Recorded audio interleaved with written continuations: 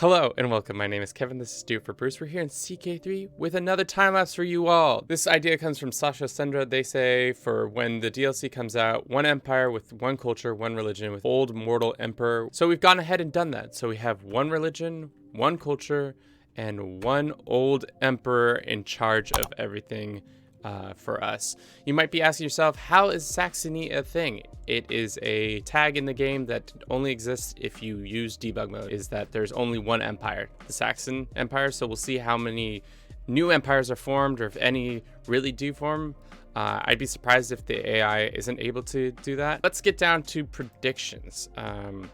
This one's going to be way different than normal because obviously everybody's already one religion, one culture, and one nation. So my guess is that Saxony, as we see it now, is not going to last. And we're going to see a lot of border core. We're going to see a lot of regional powers, but not one major Saxony again. Of Old Saxon, how much divergence? And I think there will be at least 10 different divergence. And then as for religion, I think paganism is still going to be prominent, but maybe there will be 2-3 other religions who will pop up. There are people of other religions, but they just don't have any land. So the likelihood of them landed with their religion is really low. If you have been enjoying these, which I know a number of you have and aren't subscribed, please consider subscribing to the channel. It really does help me with metrics and telling YouTube that, yeah, this content is worth watching, so you should promote it more. With that, that's all I gotta say. Thank you so much.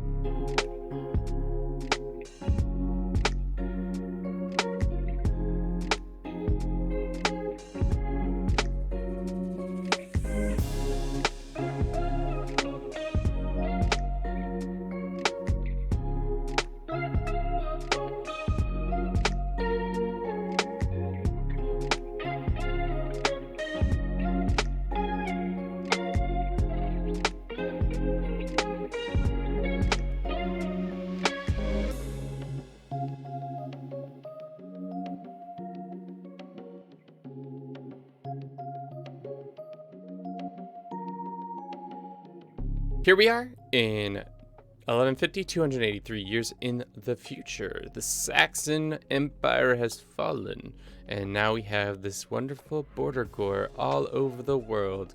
Lovely, lovely stuff. One thing to note, we've also turned off the Mongolian invasion. So let's begin with then the religion. So, whoa, okay. So Orthodox somehow has reasserted itself in Greece. That's very interesting. And also up here, and my guess it somehow came in when somebody had a stress event which they took Orthodox, or maybe just random events that somebody came to a court and said, do you want to be Orthodox? And they said, yeah.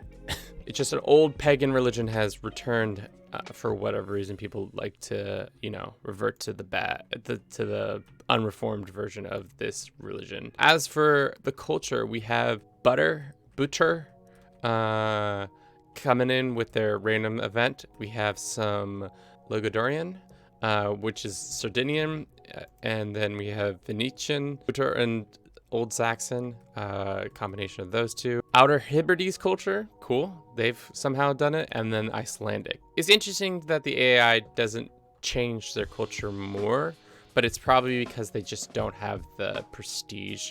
A lot of the prestige cost for sizable kingdoms and stuff like that, it can get pretty expensive. And if you're smaller, I think why it's happening in these smaller areas is just like they're a king. They themselves can do it easily because they only own small parts of this. How long ago did you convert to Icelandic? This man became. So in 1023, they switched over to the new system. Court languages, I think it's Anglican. Yeah. Anglican is the starting language for Old Saxon, so that does not surprise me that everybody stayed with that. Kingdom map mode and see some bleedage is happening across the places. Nothing to really talk about. Skane is way over here. That's interesting. Wow, Skane, how did you probably were given land and in this area, and then it created a kingdom. So it looks like they have some weird lands all over the place. Let's just check in and see what's happened with the Saxon family, if they've gone, where they've gone and how they've gone. It's been destroyed, and unfortunately it looks like they will never reform it because there's no way that one AI is going to get it. Looks like it was destroyed in 1030, so it's been a couple of hundred years, almost over 100 years. And this family, is this family still in power? Let's see. Looks like their living members are, yeah, they got the king of the Hawk, King Tobe, the Hawk of U, and we've got an Aquitaine king, and then we've got an Orthodox. Interesting that a lot of them have switched to Orthodox. I think that's it for our mid break right here. We'll see you at the end of the time lapse.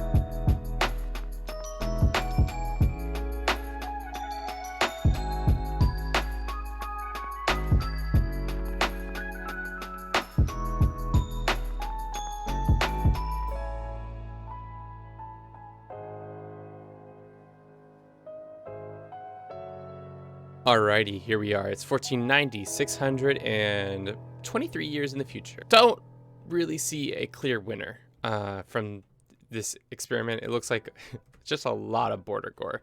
Things have been cleaned up a little bit more. These borders are a little more tight in some regards, but for the most part, it's still pretty mismatched. Like Lotharingia owning Iceland is wild and stuff like that. But let's look at faith first and foremost to see what's changed. Foothold in Greece, really taking it back. Pagan old has gotten some rulers under its sway, but for the most part, it's just those two faiths. Let's see, yeah, it's Orthodox, Pagan, so it's just these three hanging around with each other. Lots of old Saxon still, and not a lot of movement. We still have, this was here last time. Corsican is new. Tunisian is new. Yeah, Corsican, the kingdom map mode and see if there's any changes. Hellas has taken over the south over here. Yeah, little movement here and there, but not a lot. Looks like this nation is probably the most powerful, 47,000. Empire map mode, and it looks like there's one somehow Hispania has returned with a vengeance with the Kingdom of Aragon. I think that's a scripted event, so that's why they've been reasserted languages to see if they're, yeah, no, it's Anglican through and through. Everything's Anglican. So let's see who is the most powerful. It's that Thrace, that Greek kingdom is the most powerful, and then this dude, the Duke of Crete, for whatever reason, he's got, oh, because he owns quite a bit of land. Development really quickly, yeah, so it's mostly Greece that got developed. And then finally we will look at government, just to see, yeah, feudalism reigns supreme with some republics here and there, and a theocracy or two. I think that's our answer. We know now that the AI is okay at converting to a different religion. Only one really seemed to have taken off. I imagine there were some others that popped up, but then quickly got squashed back down. Culture-wise, they don't convert, or they don't diverge that much. They don't make that hybridization, only in certain very small situations. It's weird that Tunis, this year, the Mediterranean is rife with culture. They don't really make empires. That's all we have for you. Thank you so much for watching. If you enjoyed this, don't forget to comment, like, and subscribe. And as always, have a good rest of your day. Ciao.